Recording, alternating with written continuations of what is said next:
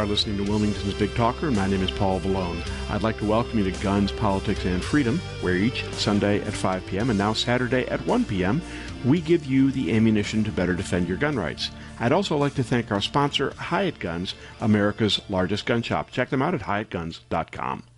In case you aren't familiar with me, I direct Grassroots North Carolina, or GRNC, since 1994, our state's most effective gun rights organization. As its director, I was involved in drafting and passing our original concealed handgun law. Since then, GRNC has gone on to engineer passage of concealed handgun reciprocity, our purchase permit bypass, Castle Doctrine and Stand Your Ground, the expansion of concealed carry into state and municipal parks, restaurants, public assemblies, educational properties, and much more. Grassroots North Carolina is exactly what the name implies, a grassroots collection of volunteers from all walks of life who share a common concern that our constitutionally guaranteed freedoms are being eroded. Check us out at grnc.org. That's grnc.org. Folks, I have directed gun rights organizations since 1994. That's 26 years. I remember well the dark days when Congress passed the so-called assault weapon ban. I remember how bleak the future looked. But those days were nothing compared to our present situation. What we face today is a multifaceted but highly coordinated effort to fundamentally change America in ways that will make it unrecognizable as the constitutional republic the framers created. One that will change it into what can only be described as a socialist autocracy. Later in the show, we will discuss the analysis from the expert on tracking communist, yes, communist agitators, and who is behind the violent protests taking place across America.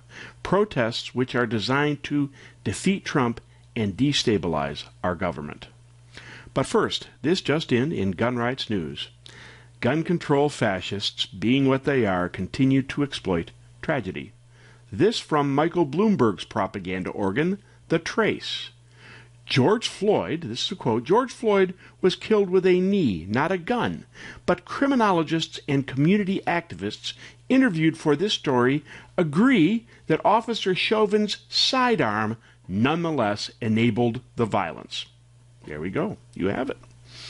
Elsewhere, a leftist on Fox News actually had the audacity to try and hang so-called universal background checks on the Rayshard Brooks shooting, demonstrating yet again that the anti-gun left knows no shame in their effort to disarm you.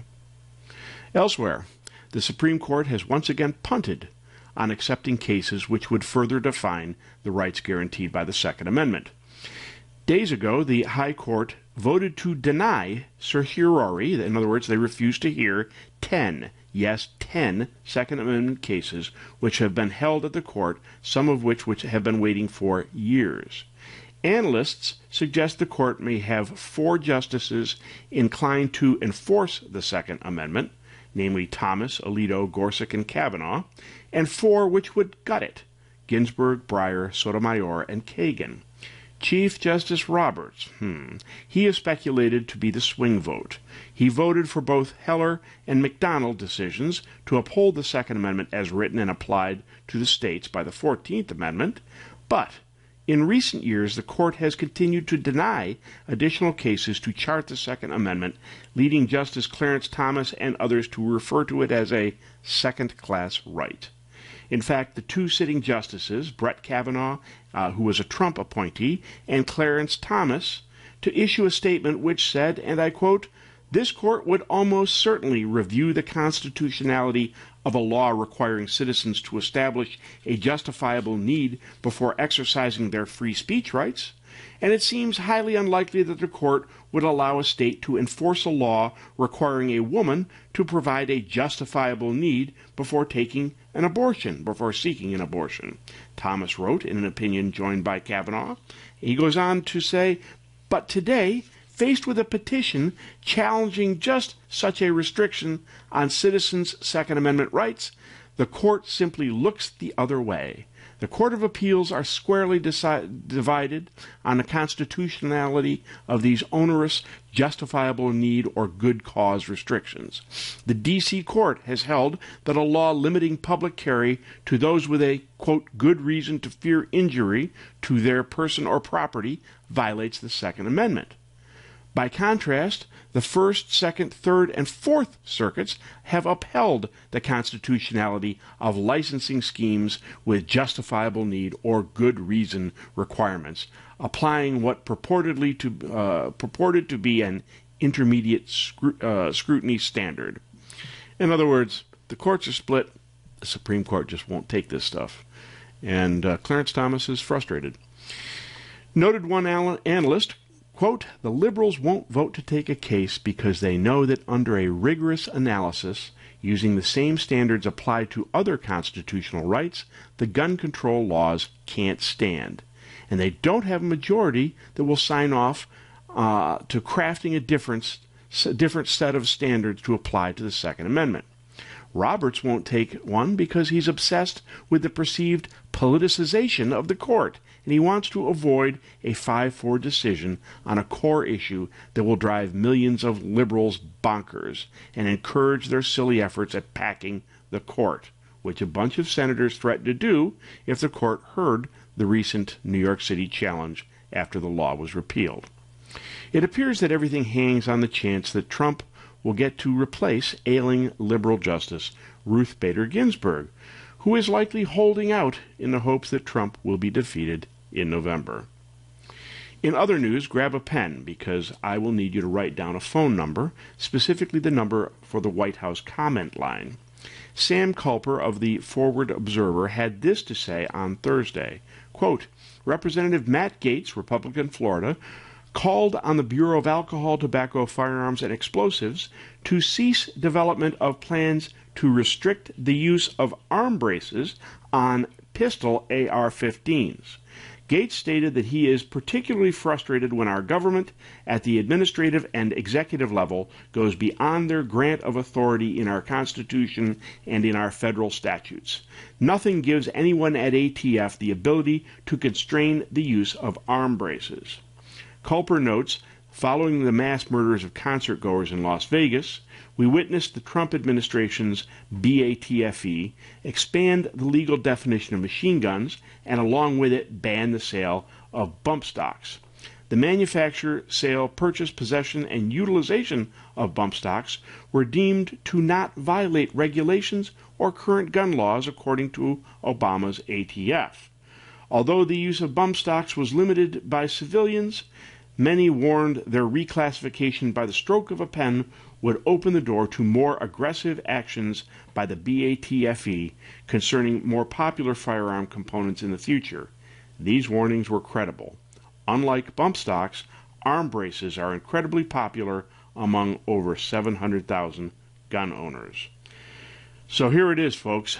Don't let the ATF restrict AR-15 pistols. The White House comment line is 202-456-6213. Again, 202-456-6213. 202-456-6213. I'll give you the number again after we return from our break.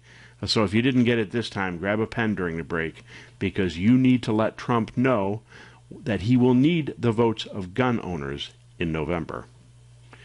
In North Carolina, we have some good news at long last. The Senate, the North Carolina Senate, that is moving legislation to allow citizens to better protect churches against active shooters. You may recall that twice in recent months, citizens have stopped violent sociopaths bent on shooting up church services. The first was in Sutherland Springs, Texas, when Stephen Williford used an AR-15 to stop a shooter from further mayhem after he shot up the inside of the church. In the second, parishioner Jack Wilson, a volunteer member of the church's volunteer security team, fired a single headshot to take down a gunman who had killed two at services at the West Freeway Church of Christ. The problem in North Carolina is that although guns are not prohibited by law in churches, they are prohibited if the church is one of the hundreds that host any type of school. In that case, under North Carolina law, the church becomes educational properties where handguns are restricted. Legislation to address this has been around for years. I've drafted bills myself. Well, on Friday, the Senate Rules Committee passed legislation allowing concealed handgun permit holders to carry in churches which are co-located with educational facilities. The bill heads to the Senate floor for a vote, possibly on Monday. So we need you to contact state senators and tell them to pass HB 652 without weakening amendments. Again, pass HB 652 without weakening amendments. To quickly and deliver the message, go to grnc.org and click on GRNC Alerts. I'll tell you again after the break. Right now, you're listening to Guns, Politics, and Freedom on Wilmington's Big Talker.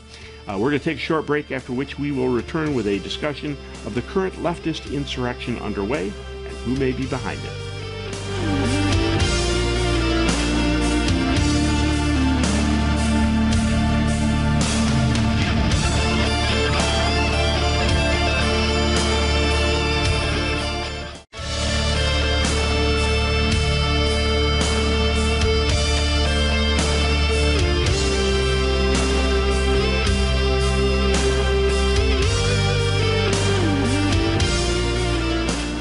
My name is Paul Vallone. You are listening to Guns, Politics, and Freedom today on Wilmington's Big Talker. Our show is sponsored by Hyatt Guns, America's largest gun shop. Check them out at HyattGuns.com. Okay, folks, hopefully you grabbed a pen because we have 2 action items to defend your gun rights. First, call Donald Trump and tell him to stop the BATF from trying to restrict more than 700,000 AR-15 pistols. Tell him any restrictions should be addressed by Congress, not by unelected bureaucrats at the BATF. Call Trump on the White House comment line, which is 202-456-6213, 202-456-6213. Second, we need you to tell state legislators in the North Carolina Senate to pass HB 652 to defend churches against violent sociopaths by allowing concealed handgun permit holders to carry in churches which are co-located with schools, and pass it without weakening amendments. The easy way is to go to grnc.org and click on GRNC Alerts on the left side of the page. Again, go to grnc.org and click on GRNC Alerts on the left side of the page. Of course, in our own little version of ISIS, leftists have been busy tearing down historical monuments not only across the U.S., but also in Britain, where they defaced a monument to, of all people, Winston Churchill. When asked about the statue, left-wing activist Lorraine Jones in the media said, and I quote, "I've heard many arguments on both sides. Some say that he's a racist. Some say that he's a hero. I haven't personally met him, but what I would say is that that question of whether he should remain should be put to the community." Well, it's at least good to know that she hasn't met Winston Churchill, who's been dead for 55 years, suggesting she really didn't know who Winston Churchill is. Speaking of defacing historical monuments, don't mess with Texas, said Texas Land Commissioner George P. Bush, who issued a warning to would-be vandals to not mess with the Alamo in San Antonio. Quote, "The Alamo is the shrine of Texas liberty, and it will be defended." Of course, the question, is whether the Alamo will once again become the Alamo. As everybody is talking about, there is underway in our country what could only be described as a left-wing insurrection, a rebellion, perhaps even the beginnings of a revolution, designed to not only unseat Donald Trump, but to transform America into a socialist autocracy. Later in the show, we will hear about how communism expert Trevor Loudon believes that is taking place. As I write this, these groups are reportedly headed for Tulsa, Oklahoma, no doubt with the intention of creating violent mayhem at President Trump's impending rally. Speaking of revolution, how is our little leftist People's Republic in Seattle doing? You know what I'm talking about, Chaz, or the Capitol Hill Autonomous Zone. Whoops, I forgot. They renamed it CHOP for Capitol Hill Organized Protest. I like Chaz better. And, well, they should rename it because there is nothing autonomous about the so-called autonomous zone. Indeed, like any banana republic, Chaz, being incapable of self-support, is being propped up from outside. In this case, by the leftist Seattle Mayor Jenny Durkan, who is reportedly sending in porta potties and other logistical support. That would be the mayor who described a six-block zone forcibly occupied by armed thugs, stopping citizens in the street and extorting protection money from business owners as a block party or a gay pride festival, speculating that it could resemble the 1968 Summer of Love.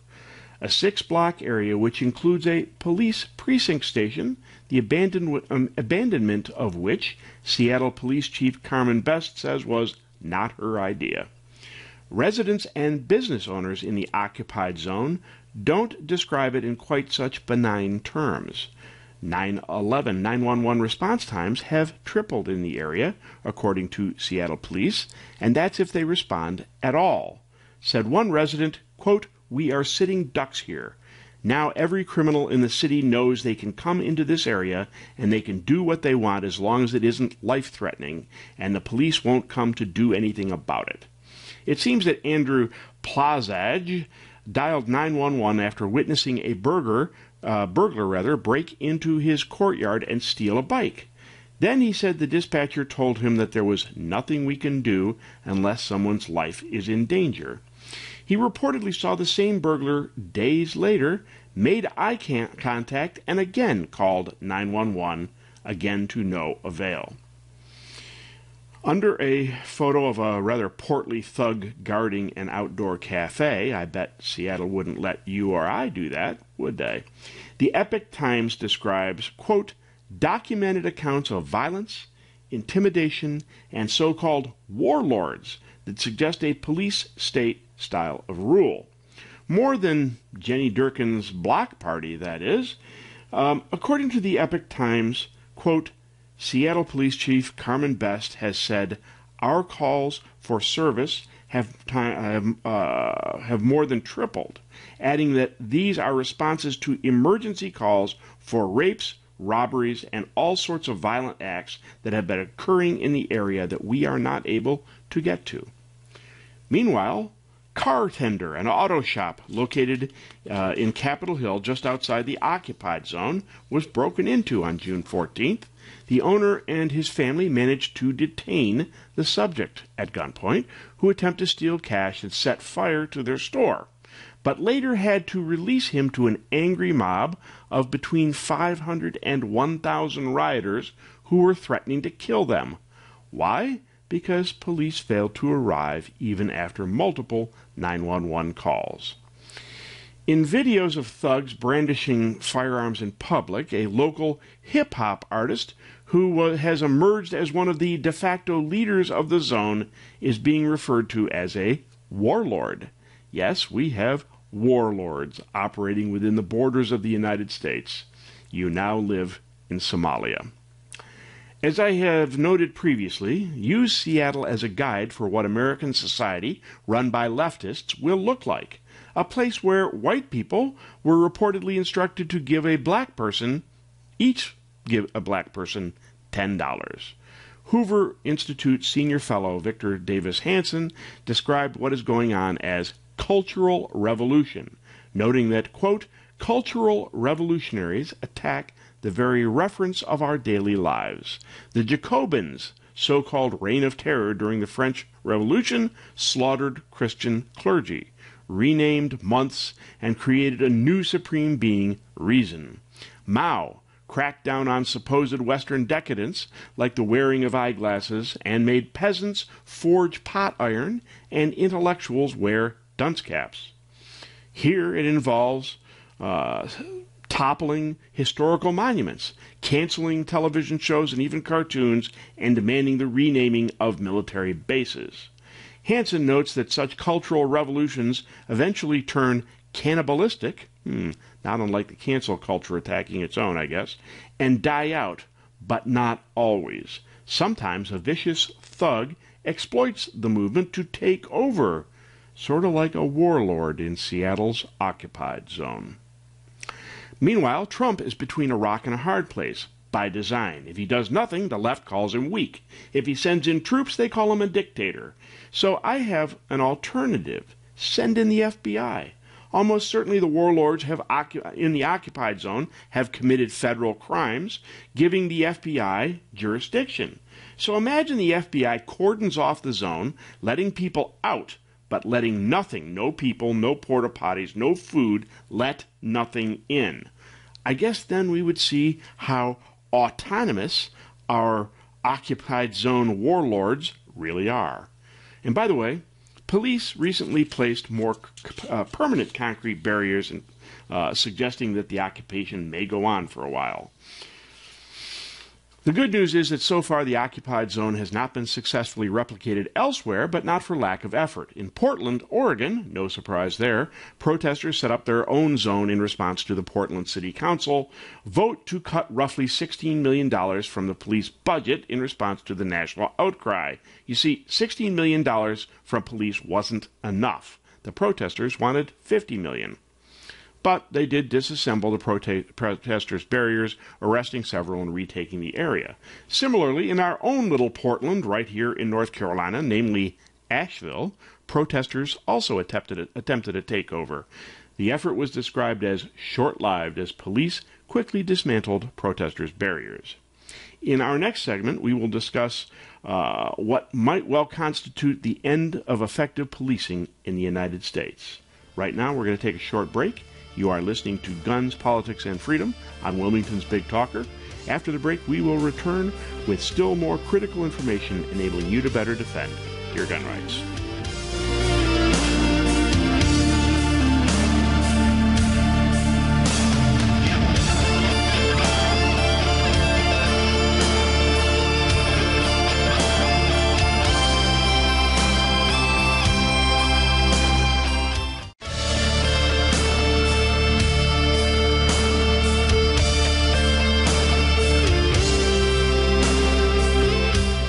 My name is Paul Vallone. You are listening to Guns, Politics, and Freedom today on Wilmington's Big Talker.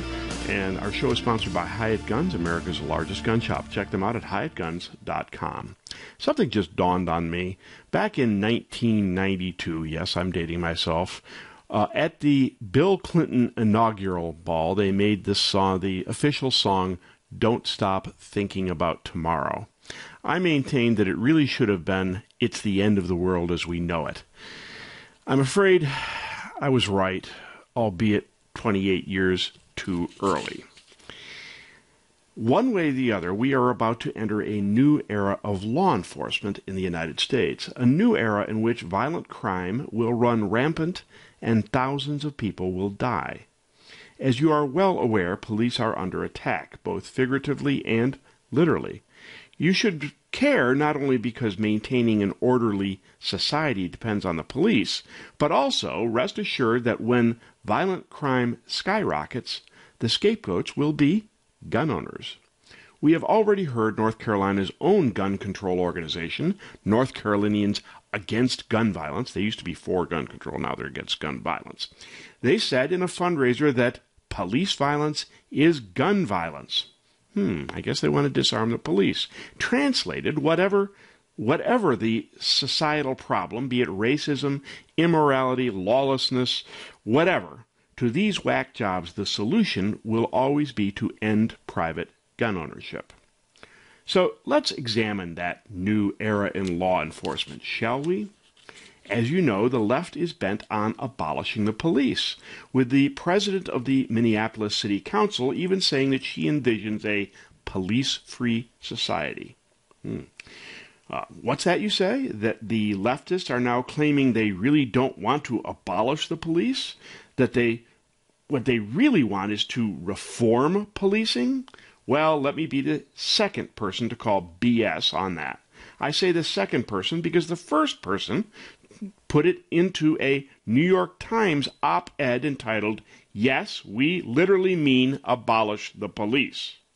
The writer of the op-ed, Mariam Kaba, and I'm sure I'm mispronouncing that, goes on to say, quote, "So when you see a police officer pressing his knee into a black man's neck until he dies, that's the logical result of policing in America. When a police officer brutalizes a black person, he's just doing what he sees as his job. She says, quote, I've been advocating the abolition of the police for years. Regardless of your view on police power, whether you want to get rid of the police or simply to make them less violent, here's an immediate demand we can all make. Cut the number of police in half and cut their budget in half. Fewer police officers equals fewer opportunities for them to brutalize and kill people. Yeah, a demand we can all make. Absolutely. Allow me to continue. Quote, when people, especially white people, consider a world without the police, they envision a society as violent as our current one, merely without law enforcement, and they shudder. You unreasonable people, white people, you. And actually, I don't envision a society as violent as our current one. I'm sure the violence will increase exponentially.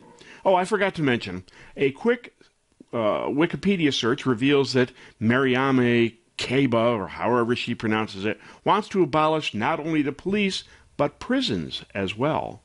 But the leftists don't just want to abolish the police. Until that happens, they will be satisfied with sending as many as possible to prison. Starting with Garrett Rolfe, the 27-year-old Atlanta police officer who had the misfortune to encounter Rayshard Brooks.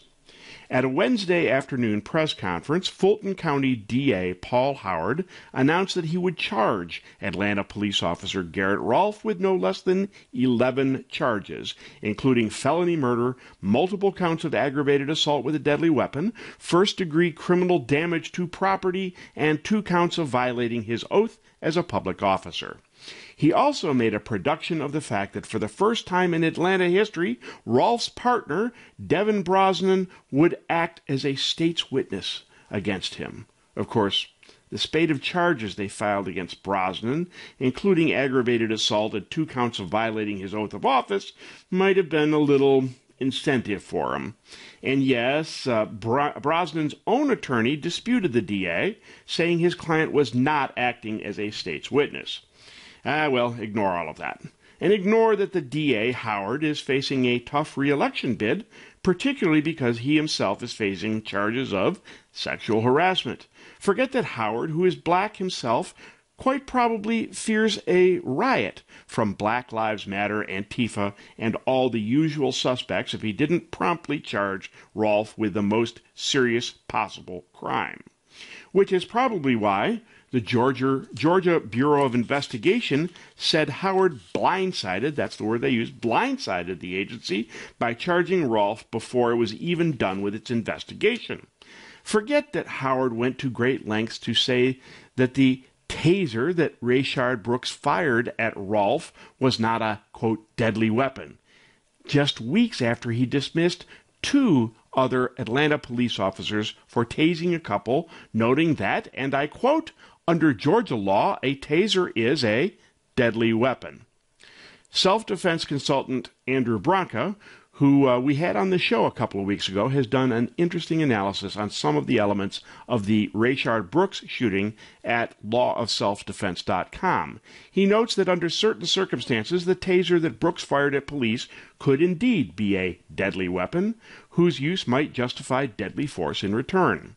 That less than 1 second transpired between Brooks firing the taser and Rolfe returning fire with his handgun, a short interval in which Rolfe might not have even known that Brooks was turning his back on him, might not have known whether the taser was capable of firing a second shot. Some of them do, and some of them have been issued in Atlanta, particularly a debilitating shot. He might not have known whether what was being fired at him was actually a handgun, not a taser, that Brooks was firing. I mean, we could go on. Lest you say that we can't abolish the police, you're right. The left isn't likely to abolish them. What they are likely to accomplish, what Bill de Blasio has in fact already pledged to do, is to slash budgets for police departments, in this case by $6 billion from the NYPD budget.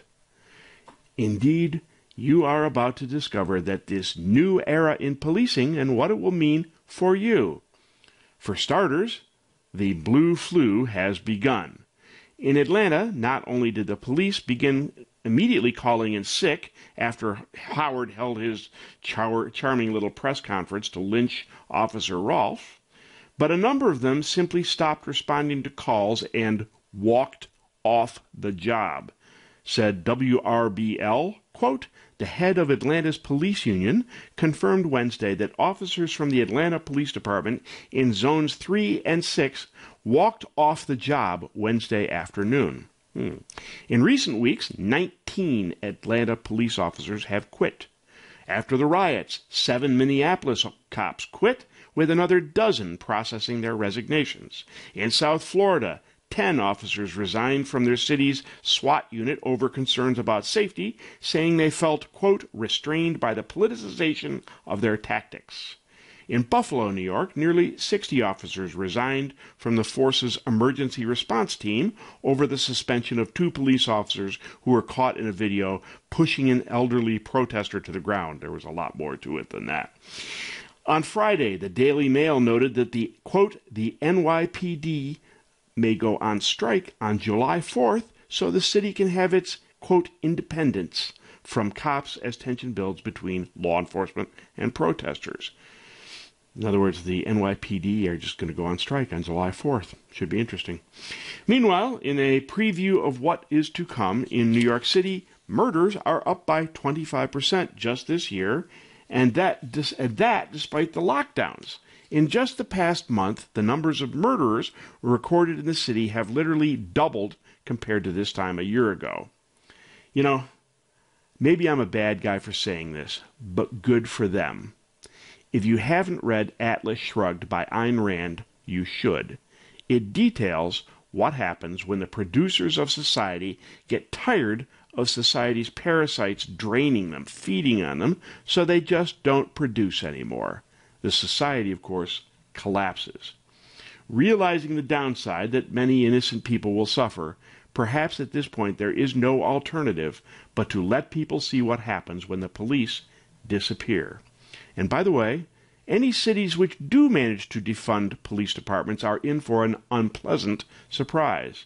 A truck driver's online publication called CDL, like Commercial Driver's License, did a poll of drivers revealing that fully 79% of truck drivers will refuse to deliver to any city which abolishes the police.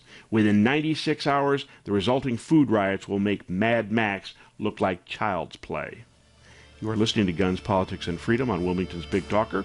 After a break, we will return with the latest info on who is behind the coordinated protests around our country and why.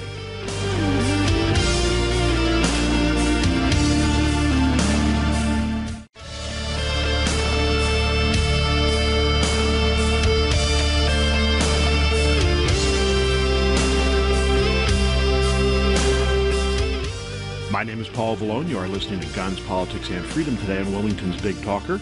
Our show is sponsored by Hyatt Guns, America's largest gun shop. Check them out at HyattGuns.com. So the question remains, who is indoctrinating our children in hard left, even communist philosophy, and who is behind the violent protests apparently being coordinated across the U.S.? The obvious culprit is George Soros, but in truth, I have yet to see evidence directly linking him. The first we will examine is a climate change organization calling itself Sunrise Movement, whose website benignly says, quote, we're building an army of young people to create millions of good jobs and stop climate change in the process. Its stated goal is to bring about the Green New Deal, but its tactics are anything but benign. A 2-year undercover video effort found its leaders saying things like, quote, burning buildings is a legitimate and powerful form of protest. Indeed, the undercover effort found them teaching militarized tactics to middle school teens, including escalating protests to violence. And is so often the case in leftist organizations, Sunrise itself is a front group for another outfit called Momentum. And behind this movement to radicalize white privileged children is yet another outfit, this time a military contractor called Asymmetric Solutions, which is doing the training. Among its leaders, these organizations teach youth that police organizations are imbued with, quote, systematic racism, and that the sickness of America is underlying white supremacy. Far from responding spontaneously, Sunrise teaches youth to exploit so-called trigger events, such as the George Floyd murder, to advance its preordained agenda. It does so to promote its goal of a world without wealth, private property, or, of course, police. In a video, one of the Sunrise leaders said of the Minneapolis riots, quote, "What we are seeing is not chaos. What we are seeing is the result of resistance and organizing, and that burning buildings is a legitimate form of protest against, quote, brutal, dehumanizing systems." Ironically, and not unusually for the left, Sunrise is racially segregationist, treating its members differently depending on their race. The undercover videos also depict how Sunrise organizers moved money and were pre-positioned, how it was pre-positioned to fund the recent riots. And last but not least, the video depicts connections between prominent leftists and the movement, either themselves or via their children, people like Minnesota Attorney General Keith Ellison, as well as the Squad, Alexandria Ocasio-Cortez, Ayanna Pressley, and Minnesota's own Ilhan Omar. But no one has charted the subversion of the hard left in the United States as thoroughly as Trevor Loudon, who in early June wrote a piece for the Epoch Times entitled "Cities Burn, but None Dare Call It Communist Insurrection." Says Loudon, quote, "Some leftists are claiming, as they did during the Occupy Wall Street movement, that the protests have been linked by a violent element intent on discrediting the movement. Conservative commentators, on the other hand, speak of frustration and rage, of a reaction to the claustrophobia of weeks on end of lockdown. They all miss the mark. The violence since the police-involved death of George Floyd in Minneapolis is a communist-inspired insurrection, nothing more, nothing less." Now, lest that sound like wacky conspiracy theory, understand that Loudon backs it up with specifics about who is organizing the protests. He goes on to say, quote, "In Minneapolis, the 600 comrade-strong Twin Cities local of this country's largest Marxist organization, Democratic Socialists of America, or DSA, has been actively supporting rioters and participating in protests. As evidence, Loudon cites specific tweets from DSA calling for materials in the Minneapolis insurrection, including weapons, shields, and vehicles designed to cart away the injured. Others cited in the piece include the Workers' World Party, which Loudon describes as the Stalinist Trotskyist Workers' World Party, which supports North Korea, Russia, China, Cuba, and Iran, and has chapters in about 15 cities. Then there's the Revolutionary Communist Party and the Party for Socialism and Liberation, with chapters in 30 states. Elsewhere, in a YouTube video entitled "Understanding the Threat," an interview with Loudon charts the long-term organization of the leftist movement in the United States. Loudon's main point is that what you have been told, that these were peaceful protests hijacked by Antifa, is essentially wrong. He frames the issue with the many malign actors around the world, with communist China central among them, who have been negatively impacted by Trump's hardline America First policies and who therefore want him removed from power. He makes no bones about calling it a communist insurrection designed to destabilize the country and unseat Trump. And he notes that not only was the insurrection long planned, but that more is to come. It is not just a spontaneous protest from people cooped up with coronavirus. Among the organizers, Loudon notes that although Antifa is part of the mix, they are not well organized enough to foment the protests. Instead, he cites the Freedom Road organization, created in 1985. The other is Liberation Road, which is essentially a splinter group from Freedom Road, which split off in 1998.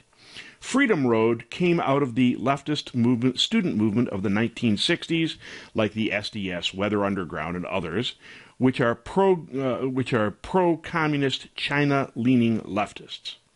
The two organizations split in 1998 because one faction wanted to engage in electoral politics, while the other wanted to remain, quote, traditionally, if you can say that, Maoist, using street fighting, racial agitation, and such. He names the people who split off and where they currently agitate. Loudon maintains that these were the main organizers of the current protests. He notes that in 2011, the Justice Department under Eric Holder arrested 21 of Freedom Road's members for aiding and abetting the Popular Front for the Liberation of Palestine, or PLFP, and the FARC in Colombia. Eventually, the Obama Justice Department dropped the charges. He says Freedom Road tends to be strongest in the Midwest. In particular, he notes that Freedom Road has had multiple delegations in Communist China and Venezuela, including a number just this year. According to Loudon, Freedom Road is heavily involved with the international communist movement and the PLFP. Once again, this isn't wacky conspiracy theory.